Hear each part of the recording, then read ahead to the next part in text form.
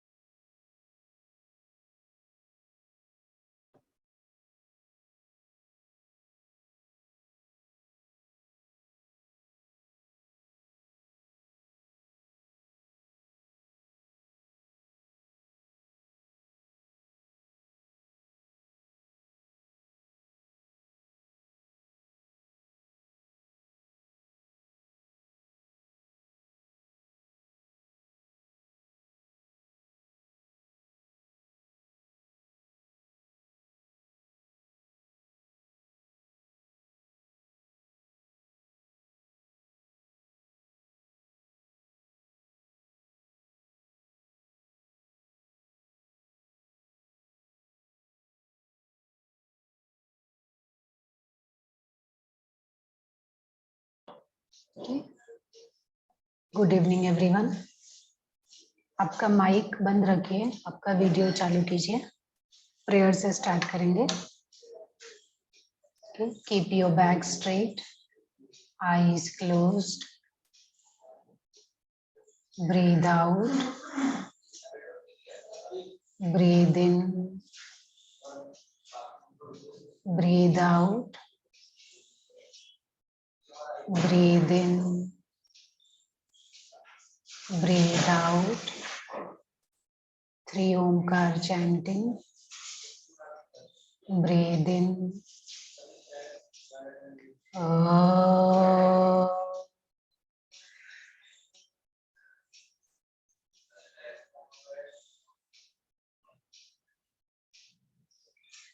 breathe in,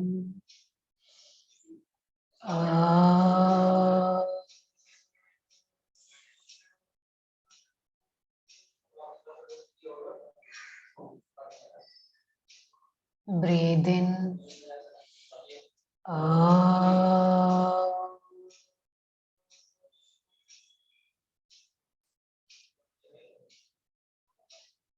Om Sahana Bhavatu Sahana Bhunaktu Sahaviryam Karavavahai Tejasvinavaditamastu Ma Vidvishavahai. Om Shanti Shanti Shanti. Now rub your palms, cup your eyes, remove your hands and gently open your eyes. Okay. Chandelier Upanishad.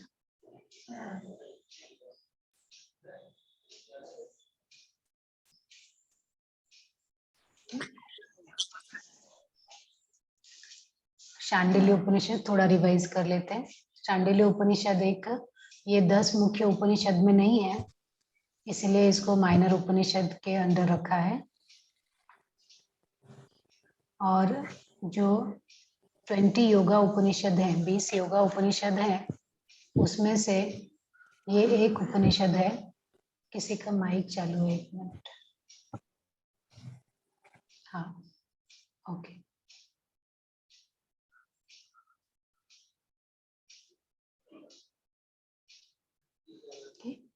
तो 20 जितने योगा उपनिषद है उसमें से एक ये भी उपनिषद है और ये अथर्ववेद से है।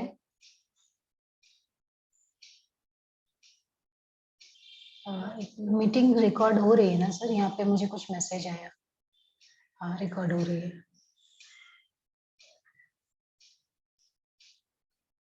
आपकी तरफ से ही कीजिए रिकॉर्डिंग। हाँ हाँ हाँ, नहीं रिकॉर्डिंग हुआ पर एक जूम का मैसेज आया।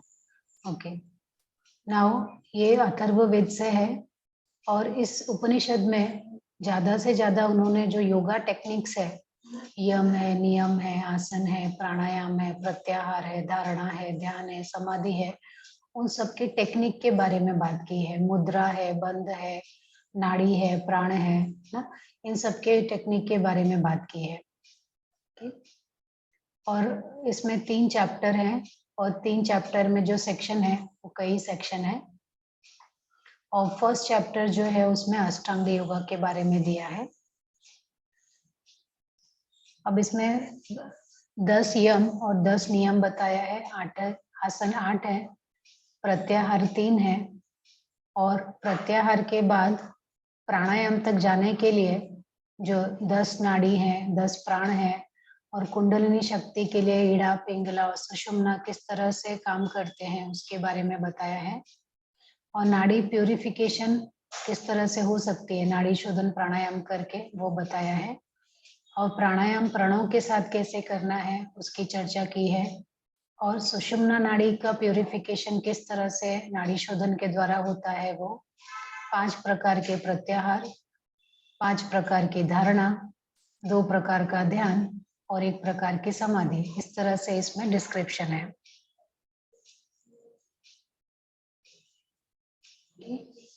अब इसमें योगा प्रैक्टिसेस के लिए है ना, जो 10 यम और 10 नियम है ये हमने लास्ट टाइम किया था, एक बार फिर से रिवाइज कर रहे हैं। अहिंसा, सत्य, अस्तेय, ब्रह्मचर्य, क्षमा, धृति, दया, आर्जवा, मिताहार, शौच, ये 10 यम है। और 10 नियम में हृदय, संतोष, दान, आस्तिक, ईश्वर पूजन, सिद्धांत श्रवण, मति, व्रत, जप और तपस, ये 10 नियम है। और 8 आसन है, स्वस्तिकासन, गोमुखासन, पद्मासन, वीरासन, सिंहासन, भद्रासन, मुक्तासन, मयूरासन, इन सबका डिस्क्रिप्शन उसमें दिया है कि ये आसन है, कैसे करना है। ठीक है, यम नियम क्या है उसके बारे में डिस्क्रिप्शन दिया है। और बताया है कि जब आप यम नियम और आसन में मास्टरी हो जाती है या उसमें आप अच्छे हो जाते हो तब आपको प्राणायाम के लिए प्रोसीड करना है। लेकिन प्राणायाम के पहले आपको ये जानना है कि प्राणायाम काम कैसे करता है। तो उसके उन्होंने 14 जो मेन नाड़ी है उसके बारे में बताया है और 10 प्राण के बारे को 10 प्राण को डिस्क्राइब किया है। तो ये जो 14 नाड़ी हैं वो सभी स्टार्ट होती है आपके मिडल बॉडी से, मतलब आपके नाभि से। उसमें है ईड़ा, पिंगला, सुषुम्ना, ये 3 इंपॉर्टेंट है कुंडलिनी शक्ति को जागृत करने के लिए। ईड़ा जो है उसमें चंद्र प्रवाहित होता है, उसको चंद्र नाड़ी भी कहा जाता है। पिंगला जो है वो सूर्य प्रवाहित होता है तो उसमें सूर्य नाड़ी कहा जाता है। सुषुम्ना जो है यही आपको मोक्ष प्रदान करने वाली है। सुषुम्ना नाड़ी से जब प्राणवायु का प्रवाह होता है तब आपकी कुंडलिनी शक्ति जागृत होती है। और बाकी सब जो है वो उसकी सहायक नाड़ियां हैं, क्योंकि ये सब नाभि से निकलती हैं और इन सभी का रोल है कुंडलिनी शक्ति को अवेकनिंग के लिए, इसलिए इनको इम्पोर्टेंट दिया है। ऐसे तो 72,000 नाड़ी हमारे शरीर के अंदर है, लेकिन जो सुषुम्ना नाड़ी को एक्टिव करने के लिए ये 14 ही ज्यादा जरूरी है, इसलिए इनको डिस्क्राइब किया है।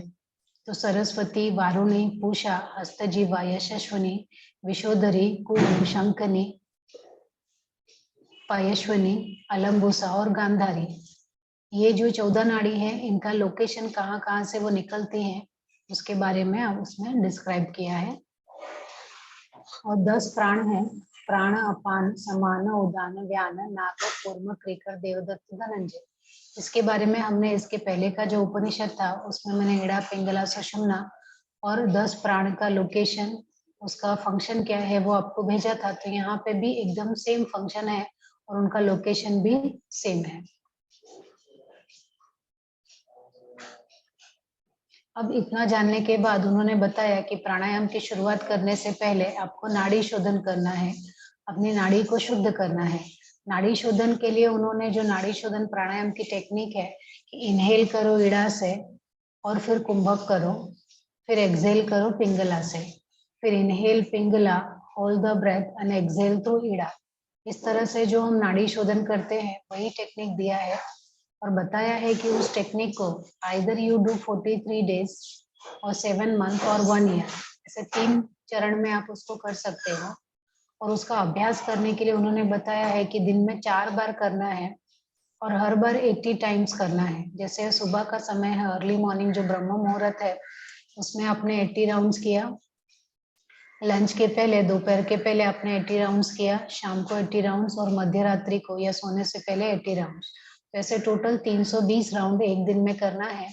जब आप करते हो तब जाके आपकी नाड़ी शुद्ध होती है। तो हठ योग प्रदीपिका में बताया है कि ऐसा करने पे 3 महीने में आपकी नाड़ी शुद्ध होती है, लेकिन यहाँ पे उन्होंने 3 अलग अलग ड्यूरेशन दिया है।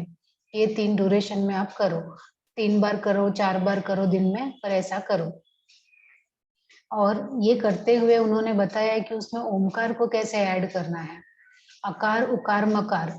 तो आप जब इनहेल करेंगे, जब आपका प्रैक्टिस ज्यादा हो जाएगा प्राणायाम करते समय, तब उन्होंने बताया है कि अपना इनहेल, रिटेंशन और एक्सहेल, पूरक, रेचक और कुंभक जो है ना, उसको मात्रा में करो। जैसे हम लोग काउंट करते ना, 3 सेकेंड इनहेल किया या 6 सेकेंड रोका, 6 सेकेंड एक्सहेल किया, या हम उसको काउंटिंग में करते हैं, ओम 1, ओम 2, ओम 3, फिर होल्ड किया, ओम 1, ओम 2, ओम 3। मतलब कितने काउंट तक आपको रुकना है, कितने काउंट में छोड़ना है, कितने काउंट में श्वास लेना है, वो यहाँ पे रेशियो भी दिया है। तो उन्होंने बताया जब आप ईड़ा नाड़ी से इनहेल करोगे तब आपको अकार, ओमकार में, ओमकार किससे बना हुआ है, 3 अक्षर से, अ, उ और म से। तो जो पहला अक्षर है अकार, तो इनहेल, ईड़ा नाड़ी से इनहेल करते हुए, लेफ्ट नोस्ट्रिल से इनहेल करते हुए आपको अकार का चैंट करना है, अकार का जाप करना है, मन में करना है, हाँ, जोर से नहीं करना है, मन में करना है। और जो इनहेल करेंगे वो 16 मात्रा तक करना है। आप 16 मात्रा मतलब अगर आप कोई एक मात्रा ले रहे हो 1 सेकेंड में, तो 16 सेकेंड आपको इनहेल करना है। उसके बाद रिटेंशन करना है, रिटेंशन करते समय आपको उकार का जाप करना है और वो 64 मात्रा रुकना है। और बाद में मकार करते हुए राइट से एक्सेल करना है, दैट इज फॉर 32 मात्रा।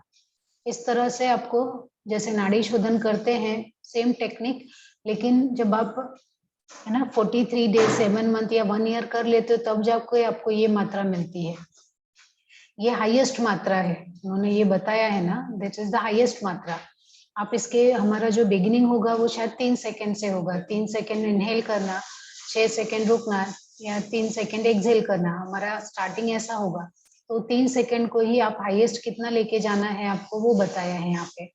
एटलीस्ट अर्ली स्टेज में, बिगिनर लेवल पे, अगर आपको कुंडलिनी शक्ति के लिए जागृत करने के लिए जाना है, तो जो बिगिनर है ना लेवल है या इंटरमीडिएट लेवल, एडवांस लेवल तक जाना है, तो एटलीस्ट आपको यहाँ तक पहुंचना है, तब जाके आपको कुंडलिनी शक्ति जागृत हो सकती है, अकार उकार मकार। अब उसके बाद उन्होंने बताया है कि स्टेजेस इन प्राणायाम। जब आपने ये नाड़ी शोधन स्टार्ट कर दिया, हाँ सर, रिकॉर्ड हो रहा है। हाँ सर, रिकॉर्डिंग तो हो रहा है, मुझे यहाँ से दिखा रहा है रिकॉर्डिंग हो रहा है। अच्छा आपको ठीक दिखा है। रहा है क्या सर? इधर स्क्रीन पे नहीं दिखा रहा है इधर इसके। हाँ ओके, हो यहाँ रही पे रिकॉर्डिंग है सर, वापस पॉज करूँ क्या? मुझे यहाँ पे नहीं, रिकॉर्डिंग दिखा रहा है सर। दिखा रहा है, इधर भी दिखा रहा है। हाँ हाँ ओके ओके।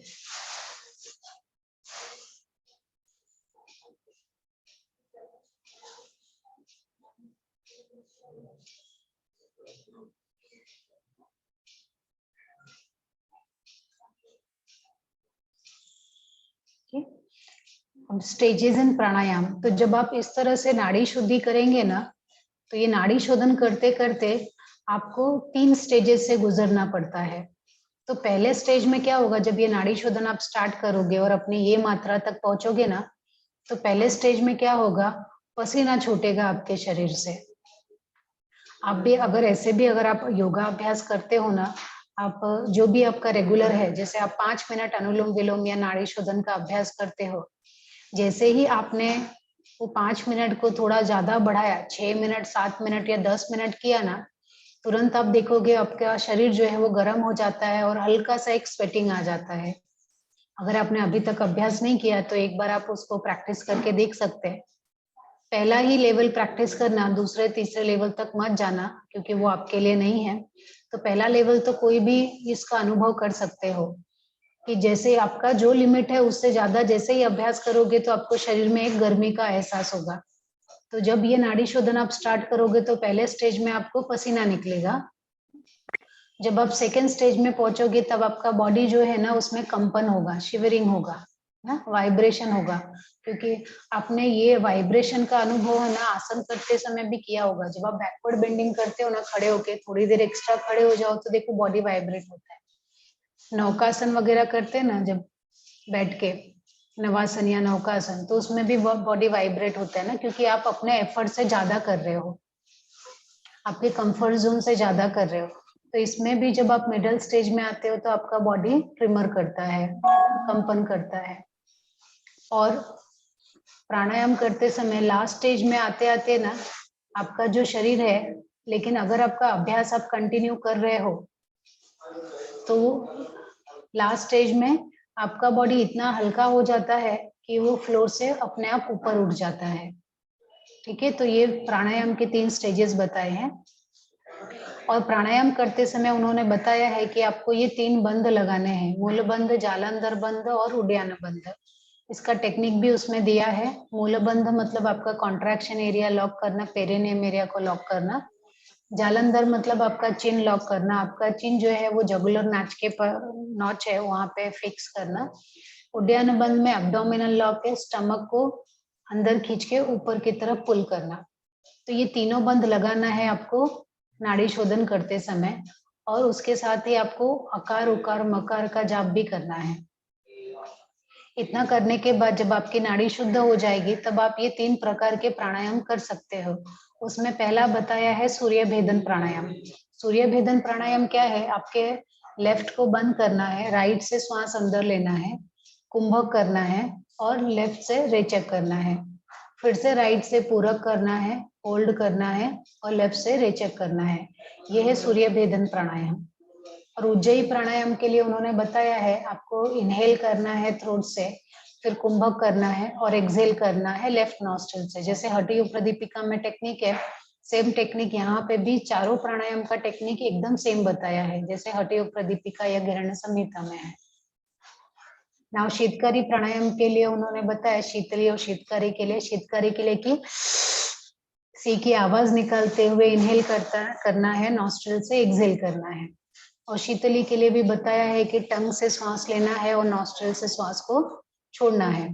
तो ये जो टेक्निक है और इसका जो बेनिफिट है वो जो हमारे हठयोग प्रदीपिका हिरण्य संहिता में दिया है, सिमिलर बेनिफिट और इसका दिया है और टेक्निक भी सेम है। यहाँ तक किसी को डाउट है क्या?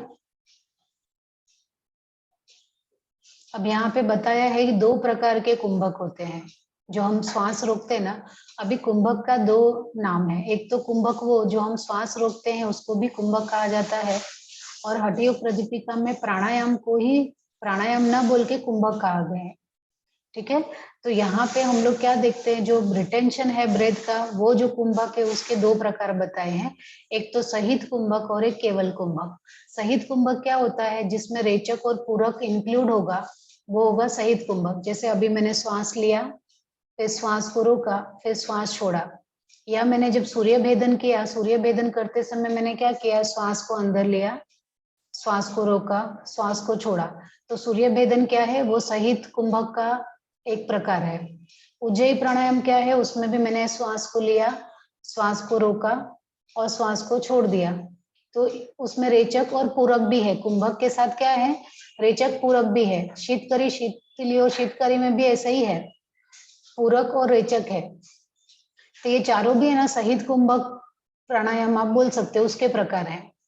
केवल कुंभक क्या होता है? उसमें इनहेल एक्सहेल होगा ही नहीं, रेचक पूरक होगा ही नहीं, डायरेक्टली देयर विल बी कुंभक, है ना। और उसी समय आपकी जो कुंडलिनी शक्ति है वो केवल कुंभक में ही जागृत होती है, when there is a long retention of the breath. जब उसमें इनहेल एक्सेल नहीं होगा, आप 1-2 घंटे या 1-2 दिन या 1-2 महीने तक भी उसमें बैठ सकते हो बिना ब्रेथ को रोक, मतलब बिना इनहेल एक्सेल किए। दैट इज योर समाधि स्टेट। मेडिकल साइंस में तो उसको आपको डेड बता देंगे कि अब तो डेड हो गए, क्योंकि आपके शरीर में कोई भी ऑर्गन काम नहीं कर रहे हैं। पर योगा में उसको ही समाधि स्टेट भी कहा है, और वो केवल कुंभक है। उसी समय कुंडलिनी शक्ति आपकी जागृत होती है। क्लियर है यहाँ तक?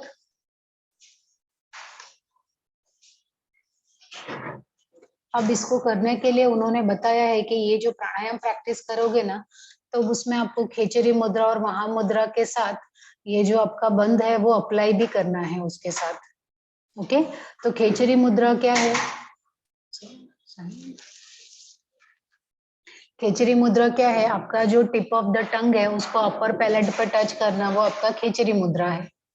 Okay, tip of the tongue को अपर पैलेट पर टच किया and then you are taking inside, उसको अंदर की तरफ खींच लेना, वो खेचरी मुद्रा है। खेचरी मुद्रा से क्या होता है आपका?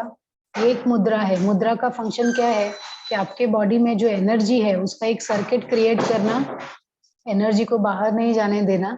और खेचरी मुद्रा का तो, और खेचरी मुद्रा को करने से पहले उसका चालन और दोहन कैसे करना है वो टेक्निक भी दिया है।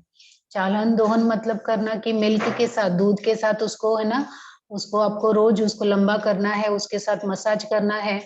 और एकदम पतला, है ना, एक पत्ता होता है तुरई का, उसके साथ आपके जो टिप ऑफ द टंग है ना, उसको आपके बाल का भी, है ना, उसका भी 10वां भाग या उससे भी कम एकदम हल्का सा उसको काटना।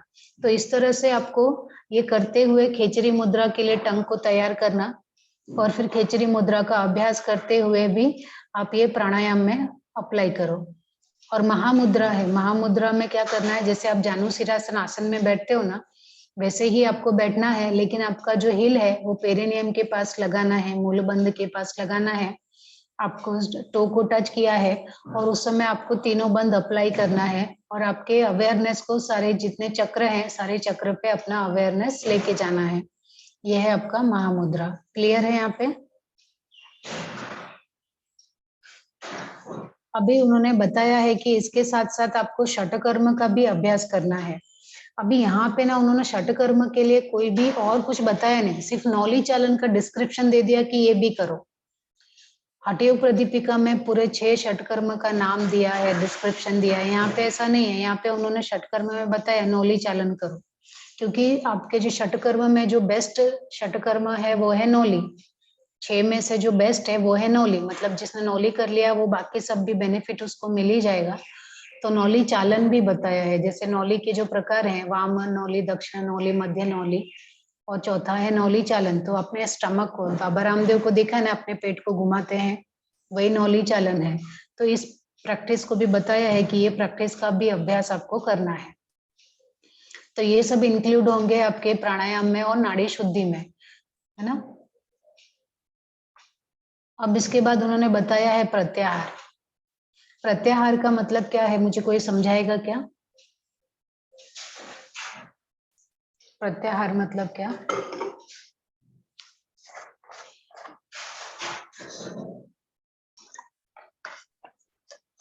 मैं बोलूं क्या? हाँ माधुरी जी बोलिए ना, आपके तो हमेशा आंसर करते हैं, बाकी कोई खोलता ही नहीं है। नहीं, कोई बोलता होगा तो मैं चुप बैठती। नहीं नहीं, प्लीज बोलो। अपने मन और इंद्रियों को अपने अंदर की तरफ रखने का काम प्रत्याहार में करना है। वेरी गुड, है ना, withdrawal of your sense organ. अगर हम उसका लिटरल मीनिंग देखेंगे, अगर आपको ऐसा बहुत डिफिकल्ट लग रहा है ना, तो प्रत्याहार, प्रति आहार, आहार मतलब क्या होता है, भोजन होता है। तो हमारे इंद्रियों का भोजन क्या है, आँख का भोजन क्या है, देखना। आँख देखती है ना तो उसको बहुत सुख मिलता है। कान जो है उसका भोजन है सुनना, है ना। स्किन क्या है, उसका भोजन है टच करना, है सेंसेशन। तो इस तरह से जो इंद्रियां हैं उनका आहार है, तो उनका आहार, लेकिन वो अपने आहार के लिए किसके ऊपर डिपेंड है, जो बाहर की चीजें है ना उसको देखने, उसके ऊपर ज्यादा वो आहार लेती है, बाहर वाला। तो उसी उनके आहार को ही अंदर की तरफ करना। आंख को बंद करो कि बाहर का आहार मत ले, प्रति कर दे, अंदर कर दे, अंदर जो आहार है, मतलब अंदर क्या है वो देखो। कान का आहार क्या है, सुनना, लेकिन वो हमेशा बाहर की आवाज को सुनता है। बाहर के नाद, नाद मतलब दो प्रकार के है ना, आहत नाद और अनाहत नाद। आहत नाद क्या है, जो बाहर का साउंड है, अनाहत नाद क्या है, जो इनर साउंड है। तो कान को उसका प्रत्याहार करना कि वो हमारे जो अंदर का साउंड है, अनाहत नाद है, उसको सुने, बाहर की आवाज को नहीं सुने।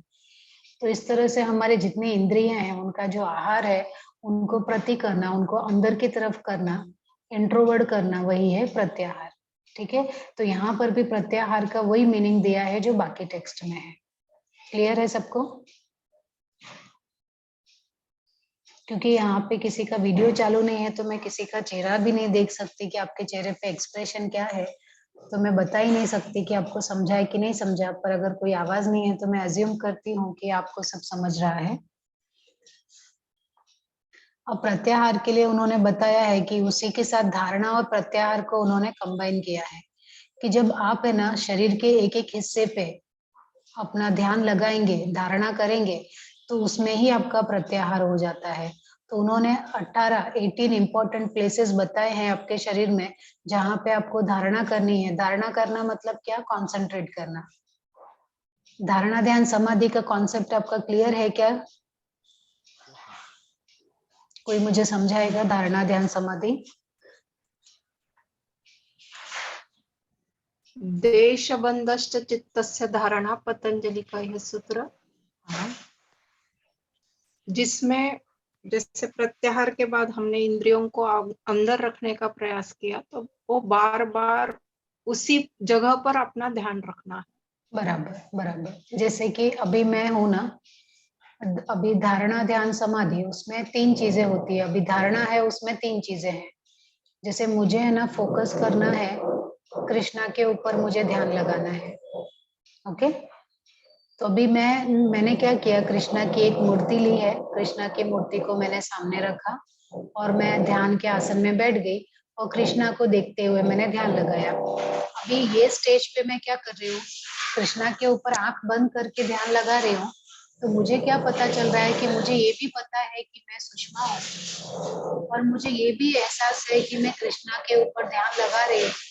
और मुझे ये भी मालूम है ये कृष्णा कॉन्शियसनेस है, ये कृष्णा भगवान है ना। उनके मोर पंख होते हैं, गाय उनकी फेवरेट होती है, बांसुरी उनका वादक है, ये सब चीजें भी मुझे मालूम है। तो इसमें मुझे तीनों चीजों का अवेयरनेस हो रहा है।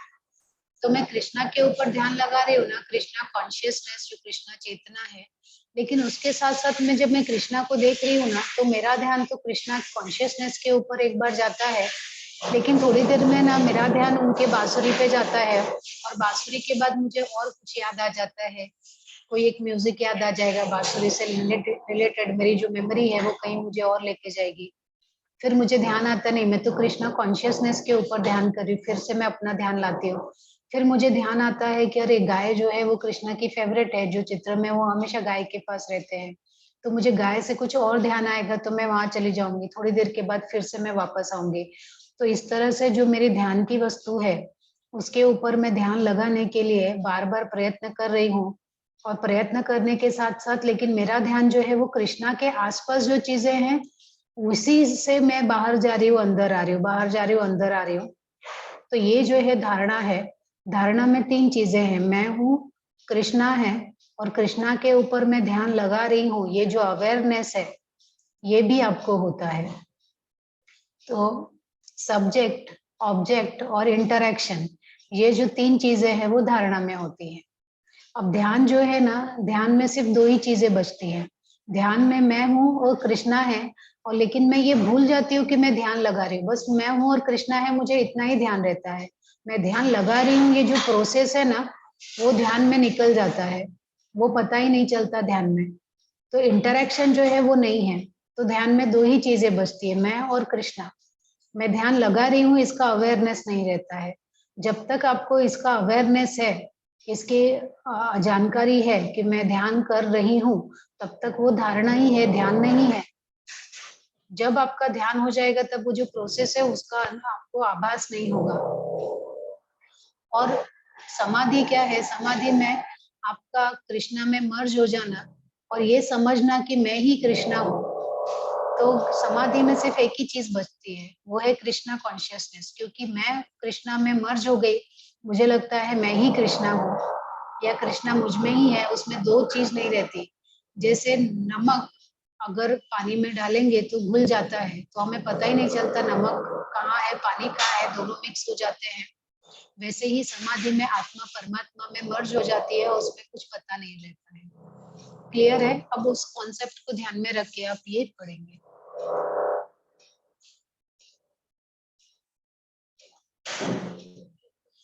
अब यहाँ पे उन्होंने धारणा बताई है कि आपके शरीर के एक एक हिस्से पे, फीट पे, टोज पे, ankle, calf, knee, thighs, anus, penis, navel, heart, है ना, throat, palate, nose, eyes, middle of the eyebrow, forehead and head.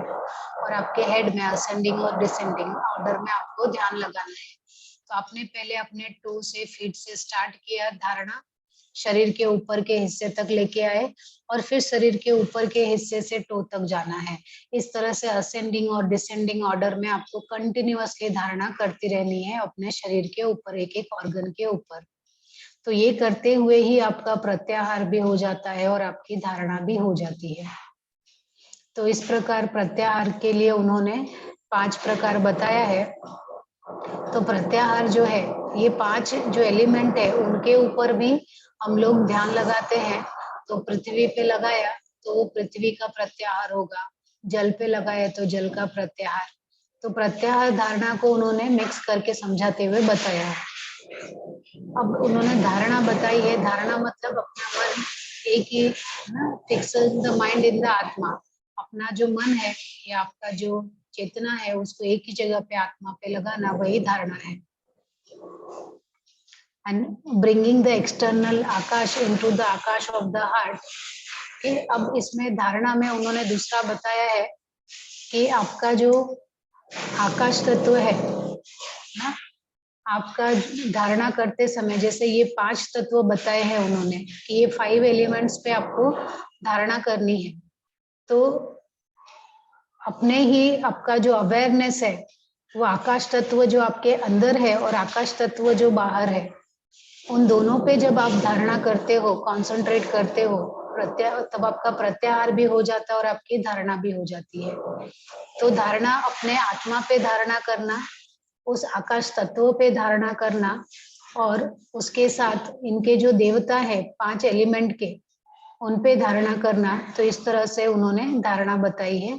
तो धारणा और प्रत्याहार दोनों साइमल्टेनियसली होते रहते हैं। और यहाँ पे 2 प्रकार का ध्यान बताया है। ध्यान के लिए उन्होंने बताया शगुन और निर्गुण ध्यान। शगुन ध्यान मतलब विद गुण और क्वालिटी।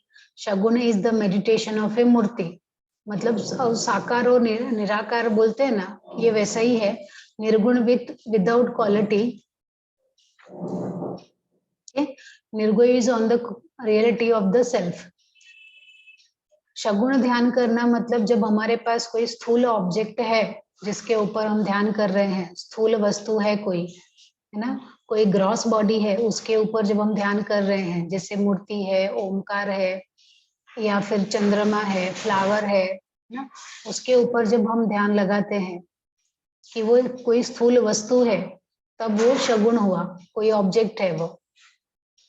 और निर्गुण मतलब जिसका कोई आकार नहीं है, निराकार है, जैसे आत्मा है उसका कोई आकार नहीं है, तो वो निर्गुण ध्यान है। ठीक है, चक्रास पे फोकस करना, वो भी निर्गुण ध्यान रहेगा। उसके बाद है समाधि। समाधि क्या है? आपका, जैसे मैंने बताया, आत्मा का परमात्मा में मर्ज हो जाना ना, वही है आपका समाधि। और समाधि में बताया है उन्होंने कि विदाउट द 3-fold स्टेट, जो ज्ञान, ज्ञेय और ज्ञाता, ये तीनों आपस में मर्ज हो जाते हैं। सब्जेक्ट, ऑब्जेक्ट और जो इंटरेक्शन है वो तीनों मिला के एक हो जाता है।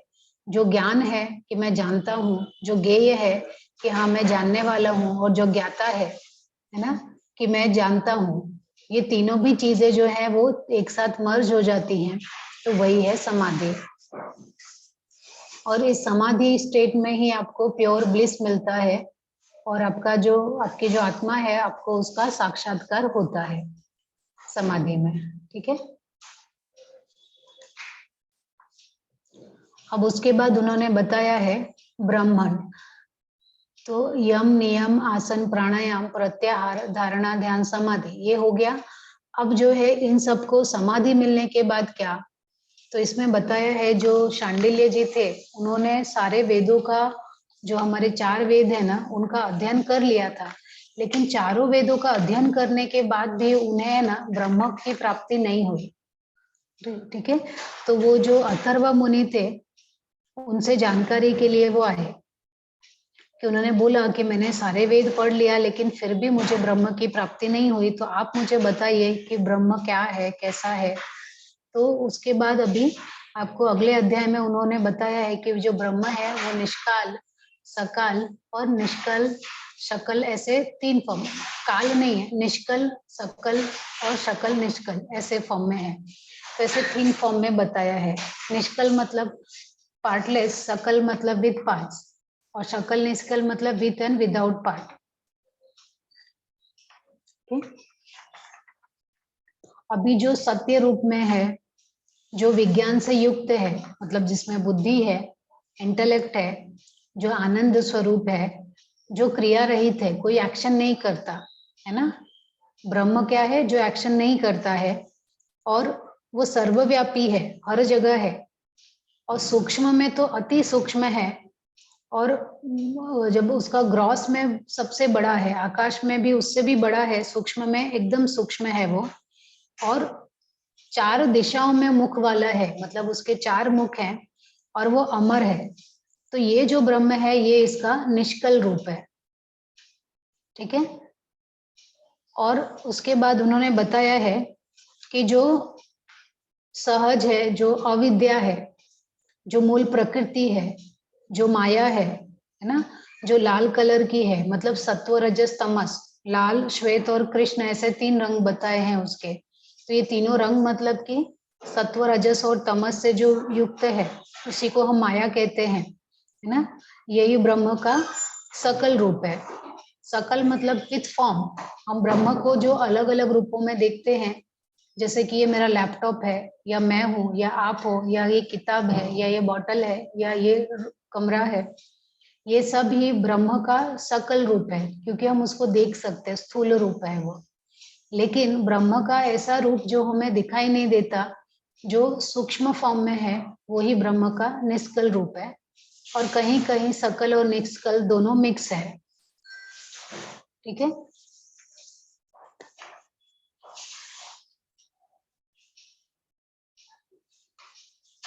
अब उन्होंने बताया है कि लास्ट खत्म करने से पहले ना, अथर्व ऋषि ने बताया है कि ओम या आत्मा या ब्रह्म या शिव या दत्तात्रेय जो है, ये सभी कोई भी 2 चीजें नहीं है, ये सभी के सभी एक ही है। ओके, तो ये सब एक ही रूप है, एक ही फॉर्म है और ये एक ही है। इस तरह से कहते हुए उन्होंने इस उपनिषद को क्लोज किया है। तो एक बार हम लोग फिर से रिवाइज कर लेते हैं।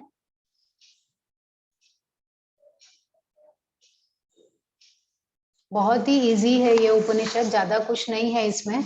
अंदर डिस्क्रिप्शन काफी दिया है, लेकिन आपके एग्जाम के लिए मुझे लगता है अगर आप ये पॉइंटर्स भी याद रखेंगे तो बहुत अच्छा रहेगा। तो ये अथर्ववेद से है, योगा टेक्निक है इसमें, जो योगा उपनिषद में से एक है ये। और इसमें है ना, यम 10 है, नियम 10 है, आसन 8 है, प्रत्याहार 3, प्राणायाम है और 4 प्राणायाम, प्रत्याहार 5, धारणा 5, ध्यान 2 और समाधि 1 है। और उसके बाद उन्होंने बताया है कि 10 यम कौन से हैं, 10 नियम कौन से हैं, आसन 8 कौन से हैं। और प्राणायाम के पहले उन्होंने बताया है कि पहले नाड़ी शुद्धि करना है। अब नाड़ी शुद्धि के लिए आपको नाड़ी शोधन प्राणायाम करना है, लेकिन नाड़ी शोधन प्राणायाम के लिए आपको ये जानना है कि नाड़ियां कौन सी हैं जो आपको सुषुम्ना नाड़ी एक्टिव करने के लिए सहायक नाड़ी है, वो ये 14 नाड़ी है और ये 10 प्राण है। क्योंकि आप प्राणवायु को किस जगह पे है उसके हिसाब से उसका फंक्शन होता है। तो ये 10 प्राण और 14 नाड़ी, इनका उपयोग करते हुए आपको नाड़ी शोधन करना है। और नाड़ी शोधन का अभ्यास आपको दिन में 4 बार करना है और हर बार 80 टाइम्स करना है। इस तरह से आप 43 डेज, 7 मंथ और 1 ईयर, इस तरह से उन्होंने 3 ड्यूरेशन बताया है, इसमें करो। उसके साथ ओमकार को ऐड करो। ओमकार का जो अकार उकार मकार 3 अक्षर से है उसको ऐड करो। तो इनहेल करते समय, लेफ्ट से इनहेल करते समय आपको अकार का जप करना है 16 मात्रा में, उकार का करके होल्ड करना है और मकार करते हुए एक्सेल करना है 32 मात्रा। तो ये रेशियो कौन सा हुआ? 1:4:2 है ना, हाईएस्ट फॉर्म ऑफ द प्राणायाम। जब भी आपको रेशियो याद रखना है तो 1:4:2 का रेशियो उन्होंने दिया है इसमें। तो ये नाड़ी शोधन प्राणायाम जब आप करोगे इतने दिन, तब आपका जो स्टेज आएगा प्राणायाम करते समय, तो पहले पसीना आएगा, बाद में शरीर में कंपन होगा और लास्ट में क्या होता है, आपका शरीर हल्का हो जाता है और फ्लोर से ऊपर हवा में आ जाता है। और ये नाड़ी शोधन करते हुए आपको तीनों बंद भी अप्लाई करना है, मूल बंद, जालंधर बंद, उद्यान बंद।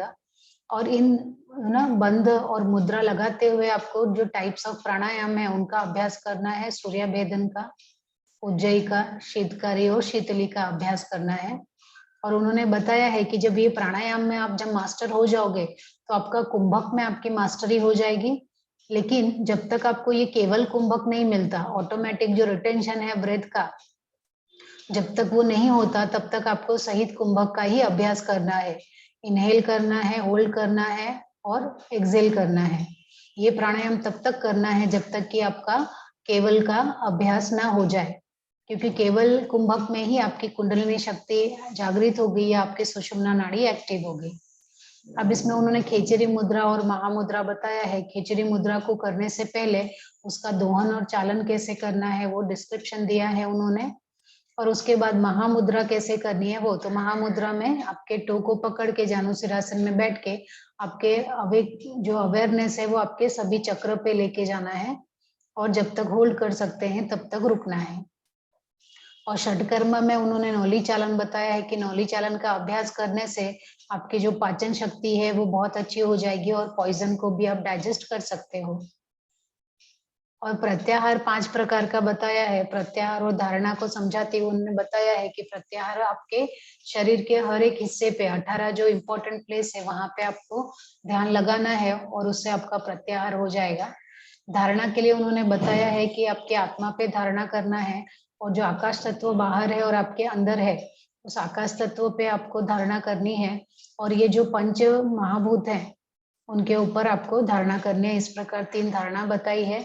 ध्यान 2 प्रकार का बताया है, शगुन और निर्गुण ध्यान। शगुन ध्यान वो है जो हम उसको बोल सकते हैं कि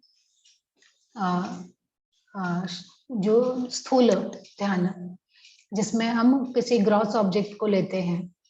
साकार ध्यान जिसमें कोई आकार है, ऐसी कोई वस्तु पे ध्यान लगाना। और निर्गुण ध्यान जिसमें कोई निराकार है ना, जिसमें कोई फॉर्म नहीं है, वो निर्गुण ध्यान है। समाधि एक ही प्रकार की बताई है जिसमें आत्मा परमात्मा में मर्ज हो जाती है, वही समाधि है।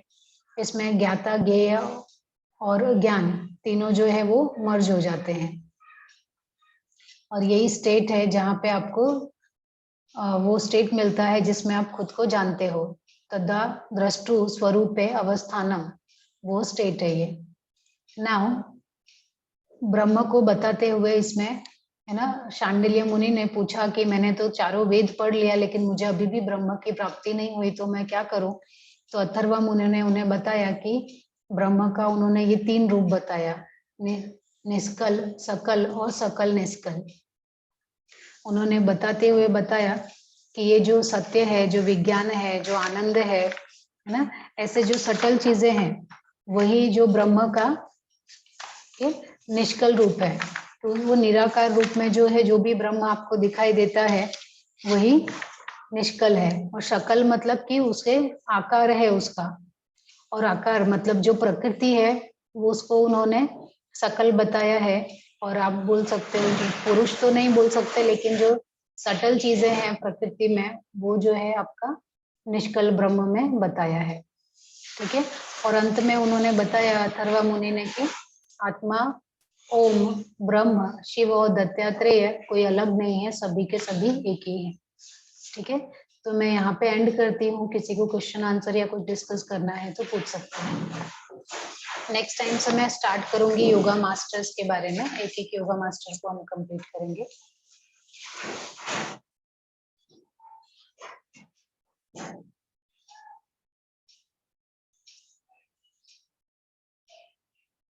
किसी को कुछ डिस्कस करना है क्या? सब चीजें समझ में आ गई है? Am I audible?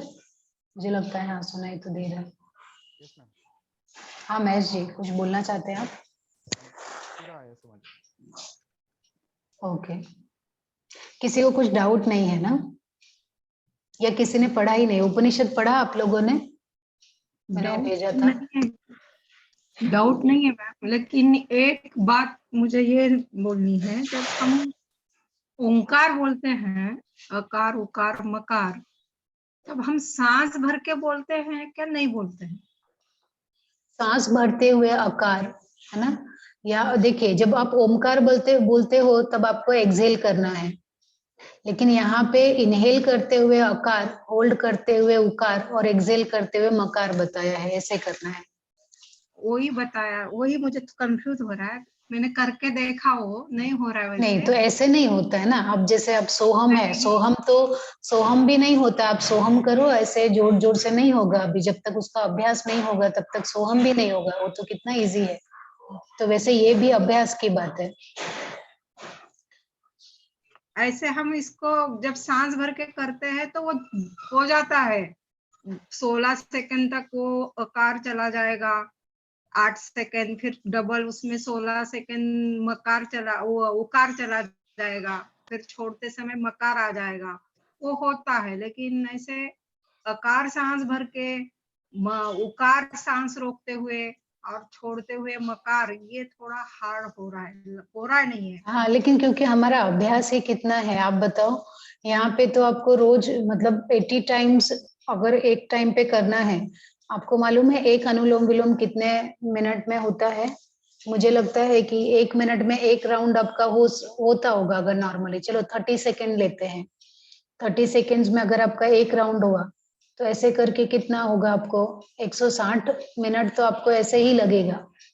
या सॉरी 40 मिनट्स या ना 45 मिनट्स तो आपको ऐसे ही लगेंगे। या अगर 80 राउंड्स ऐसे करके 320 राउंड्स पूरे दिन में करना है तो almost you are spending whole day in that, है ना? तो वो करते हुए 3 महीने के बाद आपको ये नंबर प्राप्त होता है। अगर आप जो अभी कर रहे हो ना, वो फोर्सफुली कर रहे होंगे, वो 2-4 राउंड करेंगे और बाद में आपकी सांस फूल जाएगी और आपका प्रैक्टिस रुक जाएगा। तो उन्होंने बताया है कि उसका अभ्यास करने के लिए आपको एकदम धीरे धीरे जाना है। जब आप हठ योग प्रदीपिका पढ़ोगे ना, इसमें भी उन्होंने डिस्क्रिप्शन दिया है कि कितना आपको संभलना है प्राणायाम करते समय। जैसे सिंह है, बाघ है, जैसे ये जो जंगली जानवर हैं, इनको जब सर्कस का मास्टर ट्रेंड करता है तो कैसे ट्रेंड करता है? कितना दिन लगता है उसको? क्या वो 1 दिन में 2 दिन में ट्रेंड कर लेता है क्या? नहीं, जब वो छोटा होता है ना तब से वो उसको ट्रेंड करना चालू करता है ना? जो शेर है, बाघ है, ये जो जंगली जानवर हैं, उनको ट्रेंड करने के लिए वो एवरी डे ट्रेंड करता है। और एवरी डे ट्रेंड करने के लिए उसमें पेशेंस कितना होता है? बहुत ज्यादा पेशेंस। मतलब एक चूक हुई और लाइफ से गया वो। तो वैसे ही बताया है, जिस तरह से आप इन जानवरों को हैंडल करोगे, उनको ट्रेंड करोगे, उसी तरह से आपको प्राणायाम करते समय भी उतना ही प्रिकॉशन लेना है, उतनी ही सावधानी रखनी है कि एक चूक हुई और गया, है ना? तो प्राणायाम करते समय आपको एक एक कदम जो है या एक एक ब्रीदिंग बहुत ही ध्यान से रखना है। कहीं पर भी जरा सा फोर्सफुल मत लगाओ। जितना आराम से होता है उतना ही जाना है। ये डिस्क्रिप्शन भी ये उपनिषद में दिया है, लेकिन थोड़ा दिया है। हठ योग प्रदीपिका में आपको ज्यादा मिलेगा, घेरण्य में उससे भी ज्यादा मिलेगा। Thank you.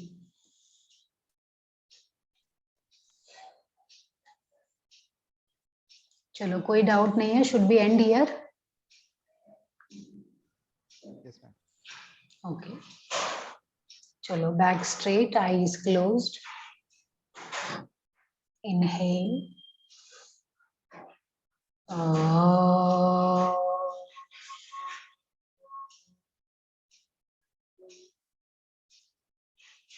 inhale,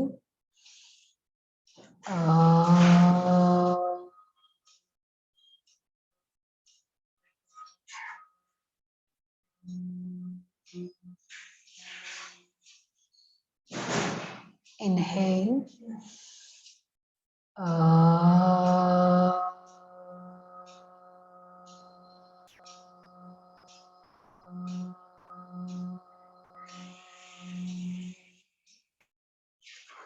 Om Shanti Shanti Shanti. Hari Om. Rub your palms. Cup your eyes. Remove your hands and gently open your eyes. Thank you so much, everyone. Good night. I'm ending here. Balaji sir and कर दो ना meeting. हाँ madam.